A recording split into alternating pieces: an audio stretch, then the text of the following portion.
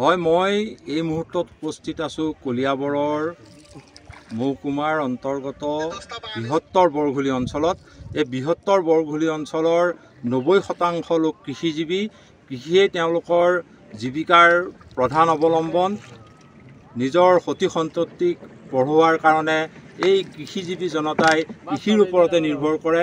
কিন্তু সম্প্ৰতি অনাকাংক্ষিত কলিয়াবৰৰ যি বান পৰিস্থিতি উদ্ভৱ হ'ল, এই বান পৰিস্থিতিত দেখা গৈছে, আমাৰ কেমেৰা সহযোগীয়ে দেখুৱাইছে, এনেদৰেই শ বিঘা বিভিন্ন ধৰণৰ শস্য যেনে কোমোৰা, জিকা, ভোল, জলকীয়া, লেচেৰামাহ, তিহু আদি সকলো পানীৰ তলত এনেকৈ ডুব গৈছে। সম্প্ৰতি জাহ গৈছে।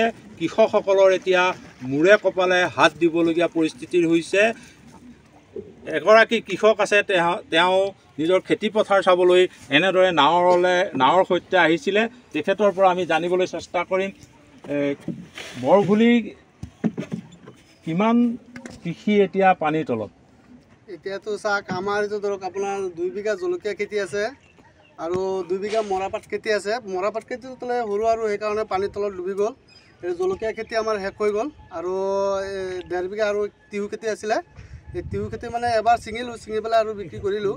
কৰাৰ পিছতো আৰু এতিয়াতো পানীৰ তলত পৰি গ'ল। এতিয়াতো উঠাব নোৱাৰোঁ। এতিয়া ধৰক আমাৰ পৰা 2 লাখ টকা মোৰ ঋণ হৈছে। ঋণ কৰি পেলাই মই খেতিটো কৰিছিলোঁ। এতিয়া ধৰক মোৰ 2 লাখ টকা ঋণ হৈছে। এতিয়া ঋণ মাৰিবলৈ আমাৰ এতিয়া অৱস্থা নাইকিয়া হৈ গৈছে। চৰকাৰৰ পৰা মই এইটো আবদাৰ কৰিছোঁ, আহ্বান দিছোঁ, এইটো মানে আমাৰ এইটো সেই আপোনাৰ খেতি যোনটো আমাৰ নষ্ট হৈছে সেইটো যাতে আমাৰ চৰকাৰে আবদাৰ কৰিছোঁ, এইটো চৰকাৰে মানে দিয়ে। গোটেই বৰঘুলি অঞ্চলত কিমান হাজাৰ বিঘা খেতি পানীৰ তলত গৈছে? এইটো বহুত ধৰক আপুনি কি ক'ম আৰু, এইটো হাজাৰ বিঘা এতিয়া পানীৰ তলত গৈছে। এতিয়া ক'বলৈ আৰু ৰাস্তা নাই আৰু কি ক'ম আৰু। মানে আমাৰ ধৰা 7 বিঘা মাটি এতিয়া পানীৰ তলত গৈছে আৰু এতিয়া বহুত মানুহতো আৰু আছে আৰু হাজাৰ বিঘা মাটি মানে গৃহস্থী কৰি পেলাই যে খেতি কৰি পেলাই আৰু নষ্ট হৈছে, এনেকৈ নষ্ট হৈছে। আৰু মানুহ এনেকুৱা অৱস্থা হৈছে মানে দাৰটো মাৰিবই আৰু এতিয়া খোৱাটো আৰু টান হৈছে আৰু। হয়, এনেদৰেই এগৰাকী উপান্ত কৃষক আচলতে ধাৰ ঋণ কৰি কৃষি কৰি কোনোমতে পৰিয়াল পোহপাল দিছিলে। সেইসকল কৃষকৰ সকলো ধৰণৰ খেতি, জলকীয়া, মৰাপাট, বেঙেনা, ভেন্দি, লেচেৰামাহ, তিহু সকলো এতিয়া পানীৰ তলত।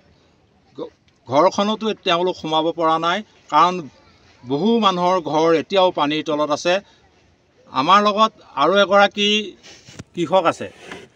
দাদা আহকচোন, আপোনাৰ পৰা আমি এনেদৰে জানিম। আমাৰ কেমেৰা সহযোগীয়ে দেখুৱাইছে যে কেনেদৰে এতিয়া প্লাবিত হৈ আছে বৰঘুলিৰ কৃষিভূমি। হয়, মানে কি ক'ম, মানে আমাৰ খেতি চেতি চব পূৰা নষ্ট কৰিলে, পানীয়ে নষ্ট কৰিলে। এতিয়া ক'বলৈ নাই। ক'বলৈ গ'লে আমাৰ মানে চকুৰ পানী ওলাই যায়। ঋণ ধাৰ কৰি আমি মানে এইবিলাক খেতি কৰিছোঁ। এতিয়া মানে ধৰক আমি এতিয়া মানে বিক্ৰী কৰিম, বিক্ৰী কৰা টাইমতে এনেকুৱা পানীয়ে মানে শেষ কৰি দিছে। এতিয়া মানে আমি যে ঋণ চিন যে কৰিছোঁ, এইবিলাক যে পইচা কেনেকৈ দিম সেইটো মানে আমাৰ মাথাই নোকোলাই। এতিয়া মানে চৰকাৰক এটাই মানে আবেদন জনাইছোঁ, যাতে মানে আমাৰ ফালে যাতে অলপ চকু দিয়ে চৰকাৰে, এইটোৱে। হয়, এনেদৰেই এতিয়া বৰঘুলি অঞ্চলৰ কৃষকৰ মূৰত আকাশী সৰগ ভাঙি পৰিছে। আমাৰ কেমেৰাৰ পিছফালে নিশ্চয় দৰ্শকে লক্ষ্য কৰিছে, এনেদৰেই জাহ গৈছে বৰঘুলি অঞ্চলৰ হাজাৰ বিঘা কৃষকৰ মূৰত ভাগি পৰিছে আকাশী সৰগ।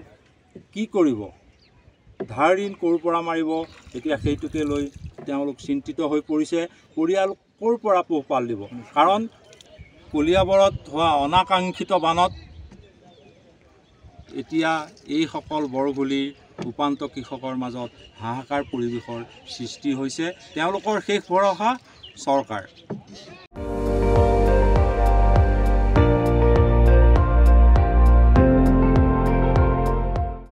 আপুনি চাই আছে ND24, সৰ্বশ্ৰেষ্ঠ নহয়, সৰ্বোত্তমৰ দৌৰ।